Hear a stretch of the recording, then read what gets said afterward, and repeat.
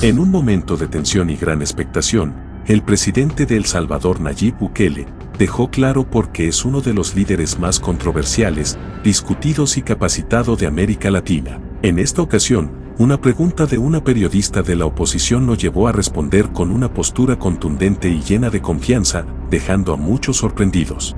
Pero, ¿qué fue lo que dijo exactamente que este video ha dado tanto de qué hablar en tan poco tiempo? En este video, analizamos la épica respuesta de Bukele y desglosamos los detalles que han generado tanto debate. Quédate con nosotros para conocer todos los aspectos de esta impactante interacción. Ya comenzamos. Voy a aprovechar que está el mandatario de El Salvador. Gracias, ya tengo la autorización, ¿verdad? Entonces, quería hacerle la consulta, dos preguntas muy puntuales. Esto es porque el método Bukele tiene cerca de 30,000 presos inocentes en su país, según la organización Socorro Jurídico Humanitario.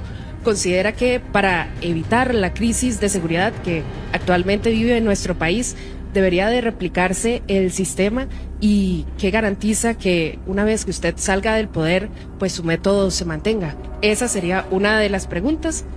Apenas me conteste esa, pues haría la segunda. Sí, muchas gracias. Como en todo país democrático siempre hay oposición. Y pues la oposición es nociva y a la vez es sana. Es una de esas paradojas son esas paradojas de la democracia en donde, como decía Winston Churchill, es el mejor sistema que conocemos, ¿verdad? Y entonces en El Salvador tenemos oposición. Esa ONG que usted menciona es una ONG formada por exmiembros del FMLN, que además no solo son oposición del gobierno, digamos, ellos mismos lo dicen, sino que además fueron gobierno 10 años. Fue la década más sangrienta que vivió nuestro país. Llegamos a tener en el gobierno de ellos, de los miembros de Socorro Jurídico, de los que conforman la Junta Directiva de Socorro Jurídico, en su gobierno llegamos a tener 103 homicidios por cada 100,000 habitantes, que es la tasa de homicidios más alta de todo el mundo, más alta que Afganistán, más alta que Irak, más alta que cualquier país de África subsahariana, más África que cualquier lado, más África que toda Latinoamérica, más alta, perdón, que toda Latinoamérica, la más alta del mundo le llegamos a tener en el gobierno de ellos. En el gobierno de ellos también hubo una tregua con las pandillas, en donde esos videos que salen, donde los pandilleros tenían prostitutas, fiestas con luces de discoteca, drogas, transmitían sus fiestas por internet. Fue en el gobierno de ellos, los de Socorro Jurídico, y esas ONGs no son los únicos, hay otra que se llama Cristosal también, que son del FMLN básicamente, de organizaciones de izquierda, y hay otras, un movimiento que se llama Movir también, y ellos han inventado esta cifra de 30,000 inocentes, la cual yo les digo, bueno, obviamente en todo país del mundo no hay ninguna policía del mundo que sea perfecta, y la razón de que no hay ninguna policía del mundo que sea perfecta, y cómo puedo afirmar eso, es porque en todo el mundo hay sistemas judiciales, y hay fiscales, y hay abogados defensores. Si las policías fueran perfectas y solo arrestaran 100% culpables, no habría necesidad de llevarlos a un juicio, donde hay un fiscal y un defensor y un juez, porque obviamente si el 100% son culpables, entonces mejor nos ahorramos el sistema judicial, nos ahorramos los fiscales, nos ahorramos las acusaciones, nos ahorramos las apelaciones y nos ahorramos los abogados defensores que cobran caro. Y la Procuraduría, no tendría sentido que exista, porque pues todos son culpables. Entonces es sabido que en El Salvador, como en Costa Rica, como en Francia, como en Alemania, como en Inglaterra, como en los Estados Unidos, hay inocentes capturados. Eso pasa en todos lados y parece un sistema judicial que los libera. Y me decía un reportero de la BBC del Reino Unido, me decía, sí, pero sus cifras son mayores que las nuestras, en porcentaje, por supuesto. Y lo claro, porque el Reino Unido no ha sido la capital mundial de los homicidios, éramos nosotros. Y si éramos la capital mundial de los homicidios es porque teníamos el mayor número de homicidas. Y si teníamos el mayor número de homicidas, obviamente tendremos el mayor número de presos homicidas. Y si tenemos el mayor número de presos, pues obviamente habrá un porcentaje de personas inocentes que han sido liberadas en su gran mayoría. Y hemos liberado 7,000 personas. Lo otro que es importante decir es que alguien dice, bueno, pero El Salvador ha metido a la cárcel al 1% de la población. Yo decía, no. Nosotros hemos liberado al 99% de la población que estaba en la cárcel. Porque en El Salvador todos estaban en la cárcel. Para los que conocen salvadoreños o tienen familia en El Salvador o tienen amigos salvadoreños o si no, pueden preguntarle a medios aliados, etc. Los salvadoreños estaban en la cárcel todos. No podían ir los niños a jugar, no podía alguien caminar por la calle, no podía ir un par de señoritas solas caminando por la calle, eso era impensable. Iban a ser violadas, les iban a arrancar la cabeza, iban a dejar las cabezas tiradas en un basurero. Entonces, nosotros no metimos preso al 1% de la población, nosotros liberamos al 99%. Obviamente, las operaciones no son perfectas y pues sin ninguna intención de dañar a una persona inocente, algunos inocentes pues obviamente fueron capturados de la misma manera que lo son en Francia, en Alemania, en Japón y en todos los países del mundo, y estamos liberándolos. Ya hemos liberado 8,000 personas y vamos a liberar el 100% de inocentes. Ahora, yo le decía a un embajador, no voy a decir de qué país, pero yo le decía a un embajador que me decía eso, y dice, porque hay que acelerar las liberaciones de los inocentes. Y yo le digo, claro, embajador, pero ¿usted cree que un país que comete error al capturar culpables no va a cometer error al liberar inocentes? Porque el problema es que me dice, libéralos, pero si los liberamos se van a ir culpables, ahí van a ir a matar. Y yo le conté un caso en donde yo le dije, le voy a contar un caso donde el Estado violó a una niña. Me dice, ¿cómo que el Estado violó a una niña? Sí, el Estado violó a una niña de 8 años y la mató. ¿Pero cómo fue así? Yo le dije, bueno, se capturó a un hombre por violación. ¿En qué año, ministro? Perdón, 2008. Se capturó a un hombre por violación en el año 2008. El hombre salió libre, o estuvo preso como 4 o 5 años, sale libre, luego fue capturado de nuevo por violación en el año 2012, luego salió libre, no le pudieron probar esa segunda violación, a pesar que había estado preso por la primera, luego fue capturado una tercera vez, o ya la tercera fue la nuestra, no. Luego fue capturado por lesiones a una mujer en el 2014. Y ahí sí fue puesto, ahí sí lo condenaron. No, ahí salió libre de nuevo. Y luego, ya en nuestro gobierno, violó y mató a una niña. Entonces a esa niña, ¿quién la violó y la mató? Ese sujeto, claro, y ahora está cumpliendo una pena y nunca va a salir de la cárcel. Nunca. Pero a esa niña también la violó y la mató el Estado. Y era una niña de 8 años. Para los que tienen hijas, piensen, o hermanas, piensen en sus hijas de 8 o de esa edad, que venga un sinvergüenza que estuvo 3 veces capturado por violación y lesiones a mujeres, o sea, un psicópata que odia a las mujeres, que viola a mujeres, que lesiona a mujeres. El Estado lo protegió sus derechos humanos, lo liberaron 3 veces y terminó violando y matando a una niña, hasta que este gobierno no ponderó sus derechos humanos, sino que ponderó los derechos humanos de esa pobre niña que no debió haber sido violada ni asesinada. Entonces, nosotros hemos recibido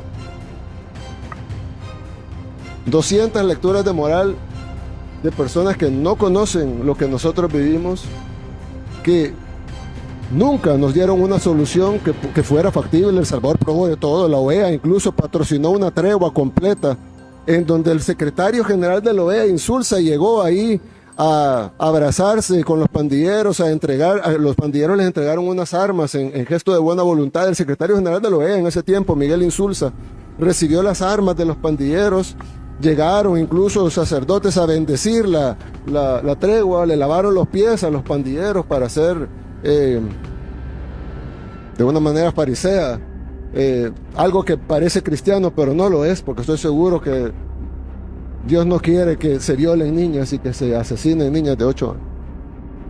Y ahí todo el mundo aplaudía. El modelo de El Salvador debe ser copiado por el resto del mundo. El Salvador debe de exportarse este modelo que tiene un gran éxito. Y luego se supo todo lo que estaba detrás de esa tregua contra las pandilleros que fueron entrenados, y ahí están las fotografías y los videos, pandilleros que fueron entrenados en los polígonos de tiro del ejército nuestro. Ahí fueron entrenados los pandilleros a tiro certero, que significa poderle pegar en la cabeza o en el corazón a los salvadoreños, entrenados por el gobierno, con armamento del gobierno. Se desaparecieron $2 millones de armamento del gobierno, en el gobierno anterior, del gobierno de esas personas que ahora están diciendo eso. Y por último, yo les digo que me den la lista de los 30,000 y que me digan cómo llegaron ellos a esa deducción sin haber, porque dicen hay que hacer juicio, ellos son de los que dicen que el proceso judicial no debe cortarse y debe de agotarse las instancias y llevarse las pruebas de cargo y de descargo. ¿Cómo ellos hicieron? Nosotros no podemos hacerlo, nosotros no podemos juzgar a alguien sin prueba de cargo y descargo, sin un proceso judicial, pero ellos sí. Ellos ya determinaron que hay 30.000 inocentes sin cargo y descargo, sin pruebas, sin juicio, sin oír al fiscal, sin oír a los acusadores, sin oír a los abogados defensores, sin ver ninguna audiencia, sin escuchar los testimonios de nadie. Ellos ya, por sus poderes mágicos, han definido que hay 30.000 inocentes. Yo lo que les quiero decir es de que nosotros los escuchamos a ellos, no a ellos, pues porque ellos son del FMLN, pero sí escuchamos a muchas ONGs, supuestamente defensores y organismos, supuestamente defensores de derechos humanos, y hicimos sus recetas, las aplicamos, pero luego de 150.000 salvadoreños muertos por las pandillas, y luego de que en un fin de semana mataran 87 salvadoreños, en un fin de semana, nosotros tuvimos una reunión a las 3, 4 de la mañana y decidimos pues, pararlo. En el video de hoy, vimos cómo la periodista de la oposición hizo una pregunta al presidente Nayib Bukele, una pregunta que, como era de esperarse, fue respondida con claridad y firmeza por parte del mandatario. Pero, como siempre, hay muchos puntos que merecen un análisis más profundo. Primero que todo, podemos observar la postura del presidente Bukele frente a los ataques o críticas, algo que ha sido una constante durante su tiempo en el poder. En este caso, su respuesta no solo fue una defensa de sus políticas, sino también una reafirmación de su enfoque de liderazgo directo, sin rodeos y, en algunos casos, contundente. Lo interesante de este tipo de confrontaciones es cómo se refleja la dinámica entre la oposición y el gobierno. Mientras algunos lo ven como una muestra de transparencia y firmeza, otros interpretan sus respuestas como una forma de descalificar a quienes no comparten su visión. Además, no podemos dejar de lado el contexto. El presidente Bukele ha sido un personaje polarizador en la política salvadoreña, y sus respuestas no solo responden a los cuestionamientos, sino que también buscan recalcar su punto de vista sobre la forma en que se debe gobernar. ¿Qué opinas tú sobre su respuesta? ¿Crees que es la forma correcta de manejar las preguntas difíciles de los periodistas? Déjanos tu comentario aquí abajo. No olvides darle me gusta al video y suscribirte para más análisis y contenido como este. Recuerda que tus opiniones son muy importantes para nosotros, y nos gustaría saber cómo ves este tipo de encuentro entre el presidente y los medios de comunicación. Somos tu canal Señales del Fin TV. Nos vemos en el próximo video. Que Dios le bendiga de manera muy especial en esta preciosa hora, en este momento. Siempre que hacemos un video, acostumbramos a hacer una reflexión y llevarla a ustedes como público y audiencia tan importante para nosotros. Sabemos que estamos viviendo en tiempos bastante complicados, en tiempos bastante difíciles, donde día tras día la maldad se multiplica más y donde las personas de buen corazón lamentablemente son escasas. Hay una escasez de personas justas, de personas que hagan las cosas correctamente. Dice la Biblia en el libro de Salmos: los justos heredarán la tierra y vivirán para siempre sobre ella. Nosotros sabemos que hoy en día las personas que hacen el bien son pocas. Y no solamente eso, sino que a pesar de hacer el bien, o que sean pocas las que hacen el bien, siempre se levantan personas que quieren detener o quieren atacar a esas personas que hacen las cosas correctamente. Pero ¿cuál es nuestro deber? Nuestro deber es hacer bien. No importa que se levanten críticas, que se levanten dificultades, que se levanten personas contra nosotros. La Biblia dice claramente que no debemos dejarnos vencer por el mal, sino que debemos vencer el mal con el bien. Así que esto es una reflexión para cada uno de nosotros.